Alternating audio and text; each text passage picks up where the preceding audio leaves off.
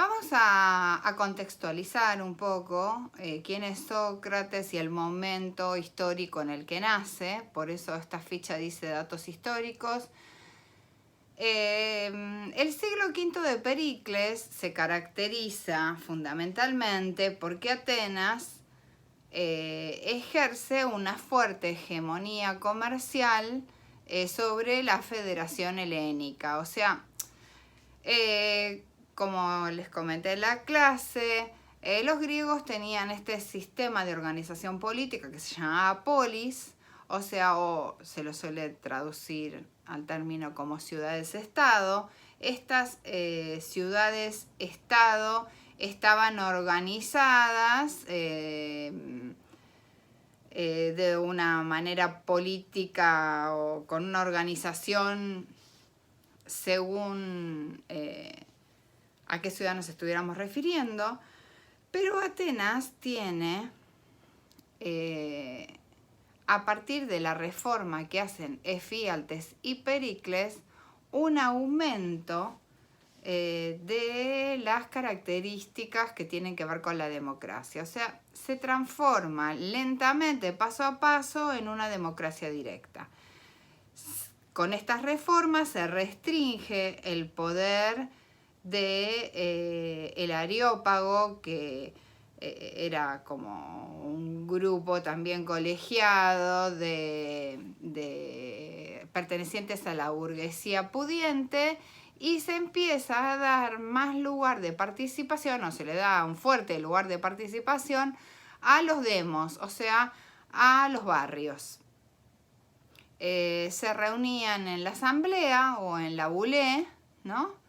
Me refiero, se reunían en asamblea, pero me refiero que el lugar físico es el lugar que corresponde a los teatros, o en algunas ciudades unos teatros más pequeños aparte, ¿no? Pero por eso les digo, según la cantidad de representantes que tuviera. En el caso de Atenas tenía muchos representantes, o sea, todos los ciudadanos podían formar parte de la asamblea sin problema.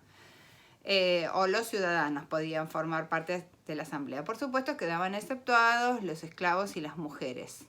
Pero en este siglo V, como consecuencia de haber ganado las guerras contra los persas, o sea, de haber ganado las guerras médicas, existe en el ambiente ateniense una fuerte esperanza,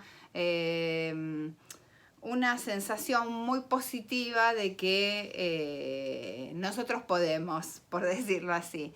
Esta sensación real aparte, ¿no?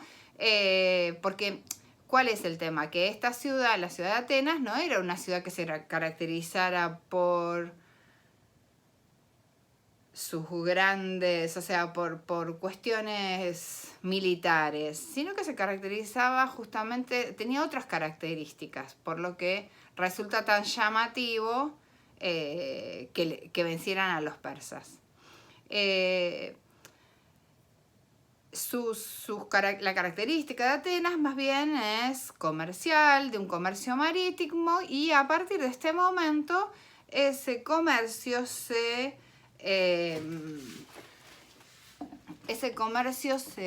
aumenta, ¿sí? Toda la actividad comercial, y se transforma en una especie de colonia o de centro hegemónico de un sistema comercial, ¿sí? Lo que tiene de lado bueno que les entraría mucha más plata, y entonces estaban mucho más cómodos para hacer otras cosas, no resolver lo urgente. Y el lado negativo son las cuestiones que tienen que ver con la imposición de normas a las colonias, que generó resquemores y que nos lleva a la guerra contra Esparta y a los conflictos con Siracusa y otras colonias comerciales. Se produce en este siglo también la tiranía de los 30, que es un momento en que la burguesía pudiente se pone un poco más firme y la tiranía de los 400 se pone más firme, pero esto termina en revueltas, o sea, entre el bando de los oligarcas y los demócratas, por decirlo así, y vence la democracia. La única cosa conflictiva que se produce es que condenan a muerte a los ganadores, o sea, los victoriosos generales de la batalla de Arginusas, en este periodo, a lo que Sócrates se opone. O sea, estos datos que les estoy dando históricos es en función de lo que vamos a ver sobre Sócrates en Apología, ¿no?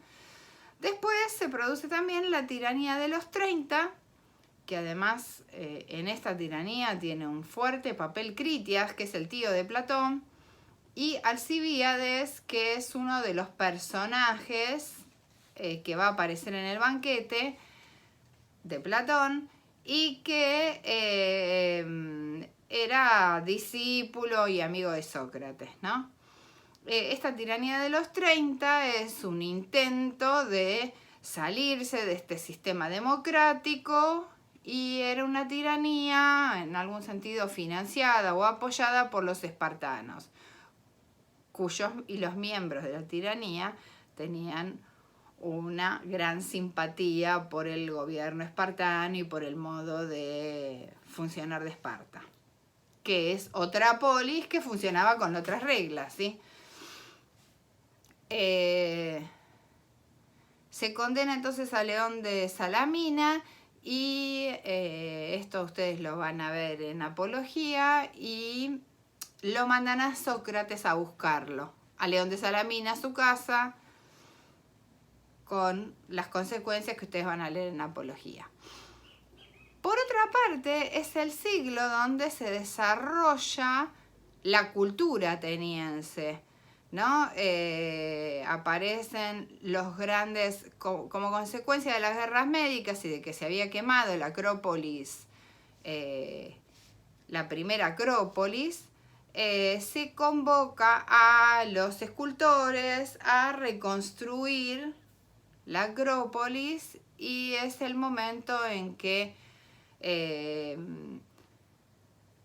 se crea el Partenón y los monumentos impresionantes de la Acrópolis, y bueno, se destacan Fidias, Mirón, Ictino, Calícrates, Polígnoto, Polícleto, Lisias, y sobre el final del siglo, Lisipo y Praxíteles. Además, Pericles organiza el pago de los teoricá, que es un impuesto que le garantiza a toda la gente la entrada al teatro. Y este es el siglo de Esquilo, Sófocles, Eurípides, Aristófanes, y acá vemos estas obras de teatro clásicas que además tienen mensaje político, reflexiones morales, en fin. A todo esto estaba expuesto todo el pueblo. Es muy llamativo que cada ciudad antigua que uno encuentre con impronta griega tiene el teatro, tiene una biblioteca. O sea, para los griegos la cultura es tremendamente importante. A raíz de todo esto surge la necesidad de educación. Y entonces aparecen en Atenas los filósofos y los sofistas. Caso de Anaxágoras, Protágoras, Gorgias y Sócrates. Los sofistas. Acá tengo una lista, no sé si se ve, a ver si yo me estoy poniendo muy encima. Esperen a ver si puedo poner un poco mejor esto. Los sofistas, Protágoras de Abdera, Gorgias de Leontino, Pródico de Zeos, Hipías de Elis, Antifonte, Trasímaco, Calícles, Critias, Dionisodoro, todos estos interlocutores de Sócrates en los diálogos, tienen ciertas características específicas, ¿sí? Vamos a mencionar en esta ficha a dos de ellos. Uno es Gorgias, que nace en Leontinos, Siracusa, es miembro de la embajada que viene de Siracusa para tratar con los atenienses, para persuadirlos de que se aliaran con ellos. Cobran por sus enseñanzas, o sea, Gorgias cobraba por sus enseñanzas, y sus discursos más famosos son el encomio a Helena y la defensa a Palámenes. El encomio a Helena de Troya, Helena como personaje era un personaje considerado mal por los griegos. ¿Por qué? Porque Helena traiciona a la Hélade y se escapa con un troyano, ¿no es cierto? Gorgias lo que hace es defender a Helena, ¿sí? Mostrándonos de esta manera cómo se puede argumentar lo contrario, cómo se puede mostrar que Helena fue víctima de la situación en la que estaba, en fin. Y también la defensa a Palámenes, que tiene más o menos este mismo criterio.